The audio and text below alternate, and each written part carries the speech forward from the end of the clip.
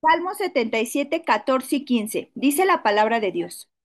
Tú eres el Dios que hace maravillas. Hiciste notorio en los pueblos tu poder. Con tu brazo redimiste a tu pueblo, a los hijos de Jacob y de José, Sela. Le doy gracias a Dios, hermano, porque nuevamente en la mañana esta escritura me la daba el Señor Jesús y es justo lo que vamos a ver hoy. Cómo él, esta palabra redimir la estamos viendo mucho tanto los miércoles como los jueves en Ruth, pero es muy importante lo que dice. Entonces vamos a orar, hermanos. Padre bendito, te damos muchas gracias, Padre, porque nos permites estar conectados en tu nombre. Gracias, Señor Jesús, por un día más. Gracias, Padre, porque vemos tu gracia, tu misericordia, tu bondad, Señor. Muchas gracias, Señor Jesús, pese a todas nuestras actividades, trabajo, afanes, cosas que hacer, Padre, dispones nuestro corazón, Señor, para poder indagar de tu palabra. Agradecemos mucho, Señor, por la oportunidad que nos das de estar congregados en tu nombre. Te pedimos en esta hora que nos limpies, límpianos de todo pecado, de toda transgresión, de toda debilidad, de todo aquello, Padre, que no edifica, todo aquello que no conviene, de todo aquello, Señor, que ha estado en nuestros pensamientos, en nuestros pies, en nuestra boca, Señor. Ayúdenos, Señor, porque somos imperfectos, Padre, pero te pedimos de tu gracia y de tu misericordia. Síguenos hablando a través de este libro de Amos, Padre. Te damos muchas gracias en el nombre de tu Hijo Jesús. Amén y amén. Pues vamos a comenzar, hermanos. Permítanme, porque ay, vamos a comenzar, hermanos. El día de hoy vamos a seguir dándole continuidad a Amos y te leía la escritura del Salmo 77 porque el Señor hace muchas maravillas. Entre eso, una de las maravillas más notorias es que nos redime, nos limpia de todo nuestro pecado y nos redime. Pero algo muy especial que estamos viendo en el libro de Amos, hermanos, es que el pueblo no escucha a este profeta Amos. No escucha al profeta, no escucha lo que Dios quiere hablar a través del profeta, sino por lo contrario, eh, empiezan a, empiezan a enorgullecerse, a envanecerse, comienzan a seguir pecando. Y es lo que vamos a ver hoy en el capítulo 6. Todos estos, cada uno de los capítulos de Amos, vemos el juicio a varias naciones, pero algo que veíamos es que no solo es a las naciones de alrededor, que le baje un poquito, ¿no? Sino al pueblo, a su pueblo, al pueblo de sangre, ¿sale? Y fíjate lo que dice Amos 6, están las escrituras en la pantalla y pon mucha atención, porque es algo, hermano, que no, diría el pastor, no somos ajeno a ello. Me voy a robar esa frase del pastor hoy. No somos ajeno a ello, hermano, lo que está pasando. Fíjate lo que dice Amos capítulo 6 y dice la palabra de Dios. Ay de los reposados en Sión y de los confiados en el monte de Samaria. Pon mucha atención por la palabra reposados y confiados. Te está hablando de alguien que está descansado y te está hablando de alguien que está confiado. Y conforme vas en la lectura, te vas a dar cuenta que es extremadamente confiado, ¿sale? Entonces dice que hay de los reposados en Sión y los confiados en el monte de Samaria. Está hablando, hermano, tanto del reino del norte como del reino del sur. ¿Sale? Entonces, para empezar, desde ahí recuerda que las 12 tribus estaban unificadas, pero en el periodo de Salomón se divide el reino y entonces esas 12 tribus se dispersan. 10 se van al reino del norte, se conoce como el reino del norte, y en la parte de abajo, lo voy a llamar así, es el reino del sur, donde se queda Judá con Benjamín. ¿Sale? Entonces, Amos le está hablando a ambas casas. ¿Sale? Pero dice aquí, hay de los reposados de Sión y de los confiados del monte de Samaria. Y ahora pon atención en esto, los notables y principales entre las naciones a los cuales acuden acude la casa de Israel. Esta palabra notales y principales, hermanos, son aquellos líderes o aquellos que llevaban al pueblo, ¿sale? Aquellos que dirigían al pueblo. ¿Por qué comienza el capítulo 6 diciendo esto, hermano? Porque el pecado de ambas casas, tanto de la casa del reino del norte como la casa del reino del sur, pecan contra el Señor. Y por eso el Señor, a través de Amos, les empieza a decir que va a venir el cautiverio, que los van a llevar exiliados porque no entienden. Eh, no sé si sea correcta esta palabra, la voy a decir. No sé buscar otra, pero desgraciadamente, hermano, empezaba desde las cabezas, empezaba desde los líderes, empezaba desde los representantes, que en lugar de enseñar al pueblo, hacía que hubiera un tropezadero, porque ellos no daban el ejemplo. Dios a través de Amos, hermano, reprende a los líderes de Judá y de Israel, que lo representa como el Sión y como Samaria. Están cómodos, confiados, exceso de confianza en su poder. Antes, hermano, y bueno, ahora también pasa, pero antes los líderes no solamente tenían responsabilidades o obligaciones, también tenían derechos. Y sobre esos derechos, pues también había economía, ¿no? Y ellos se sentían pues muy grandes por su poder que tenían y porque eran líderes y porque ellos decían, si decían una cosa, eso se hacía, pero estaban desviando al pueblo. Entonces, dice que ellos estaban muy cómodos creyendo que nada malo iba a pasar, que Dios iba a dejar pasar por alto sus pecados. Pero no, al Señor no se le pasa nada. Algo que se ha marcado mucho con los niños de la iglesia, de la escuelita, es la mentira sigue siendo pecado. No hay mentira piadosa, mentira grande, mentira pequeña. Sigue siendo mentira. Y el pecado, hermano, sigue siendo pecado. Y gloria a Dios porque el domingo se nos hablaba del ponernos a cuentas con el Señor y que podemos correr a Él, no huir, sino enfrentar y correr a Él y decirle que nos perdone. Y sí, hermano, dice una frase muy coloquial, mientras haya vida hay esperanza. Y mientras tengamos vida hay que ponernos a cuentas, hermano. Pero no olvides que ante una causa viene una consecuencia, que ante una acción hay una consecuencia siempre, hermano. Entonces, son consecuencias de lo que hemos hecho. Si es bueno, hermano, pues van a venir consecuencias buenas, pero si es malo, pues van a venir consecuencias malas. ¿Sale? Y empieza con esta palabra ay. Ay es como de dolor, como de, híjole, se tienen que poner abusados porque si no va a llegar el trato. ¿Sale? Es una advertencia de su seguridad. Ellos estaban muy seguros y todo empezaba, hermano, desde los líderes, ¿no? Pero ignoraban, hermano, que Dios todo lo ve.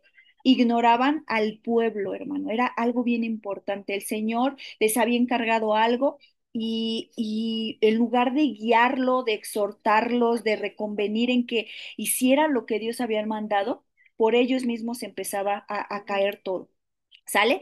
Dice, continuamos en el versículo 2 dice, pasad a Calne y mirad, y de ahí a la gran Hamat, espérenme porque no alcanzo a ver. Descended luego a Gad de los filisteos.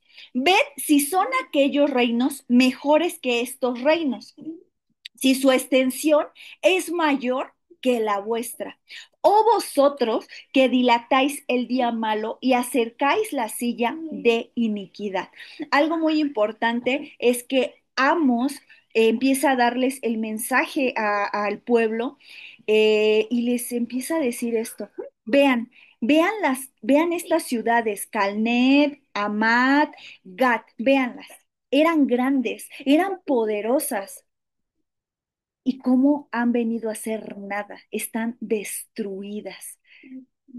El mensaje, hermano, que Amos le estaba diciendo a Sión y a Samaria, tanto al pueblo del reino del norte como al pueblo del reino del sur, les estaba diciendo, si ellos cayeron, ustedes también van a caer. Nadie está exento del juicio o del trato de Dios. El pueblo cree que el día del castigo, hermano, nunca va a llegar o que está muy lejos. que el trato estaba muy lejos, pero no, hermano. Tarde que temprano, hermano, lo que hacemos a futuro se va a venir a reflejar. Dice que el árbol, dice la escritura, que el árbol se conoce por sus frutos. Hermano, ¿qué tipo de árbol, qué tipo de fruto estamos dando? ¿Un fruto silvestre, amargo, que nos daña? ¿O estamos dando un fruto apacible? Amos, el Señor a través de Amos les dice, dile a mi pueblo esto, que vean las ciudades que tienen alrededor. Eran poderosos y ahora son nada, están destruidas. ¿Creen que yo voy a pasar por alto aún el pecado de mi pueblo? Y estas ciudades, hermano, me llamaba mucho la atención y fui investigando un poquito sobre estas ciudades y fíjate, Calné es una ciudad conquistada, hermano, por Asiria. No vamos a leer los versículos, hermano, porque nos llevaríamos mucho tiempo, pero es una ciudad conquistada por Asiria. Y esto lo vamos a encontrar en Isaías 10:9, Amos 6:2. Sale y fue destruida. Era muy poderosa esta ciudad y fue conquistada por Asiria. Amat es otra ciudad que menciona el versículo 2. Es una ciudad del norte, aliada o enemiga según la época, y fue conquistada y también repoblada por los asirios. Y esto lo vamos a encontrar en Números 13:21, en Segunda de Reyes 17:24 y en Isaías 10:9. Y Gad era ciudad de los de Filistea o de los filisteos, es el origen de donde estuvo Goliat y también fue destruida y abandonada. Y esto lo vamos a encontrar en Josué 11:22, en Primera de Samuel 17:4 y en Segunda de Samuel 1:20. Hermano, Calné, Amat y Gat eran ciudades muy poderosas. Yo te invito a que escudriñes de estas tres ciudades y tú vas a ver que eran ricas, que eran poderosas. Pero cuando el Señor vino a traer trato, quedaron destruidas, quedaron en nada, quedaron conquistadas por otras naciones. Por eso, Amos le dice al pueblo, vean, vean esas ciudades. Es como si hoy nos dicen, ve al prójimo o ve a tal persona, mira lo que le pasó. Como padres, ¿no? Tendemos mucho también a decir, vete en este espejo. O sea, si a mí me pasó, ¿tú crees que a ti no te va a pasar? Entonces, el Señor le estaba diciendo a su pueblo, vean, vean el ejemplo de esas ciudades, vayan al arrepentimiento. Continuamos, dice en el versículo 4. ¿Qué más hacía todo este pueblo?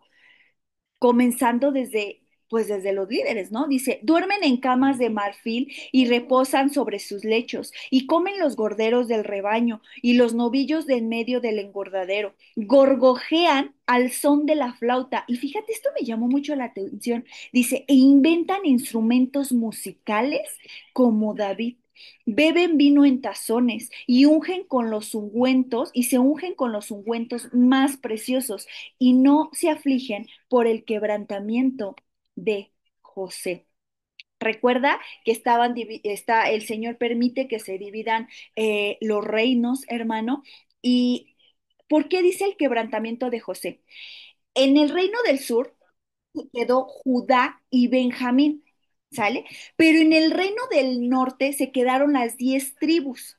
Y en esas 10 tribus se le conoce como la casa de Israel, la casa de José. Recuerda que José tuvo dos hijos, Efraín y Manasés.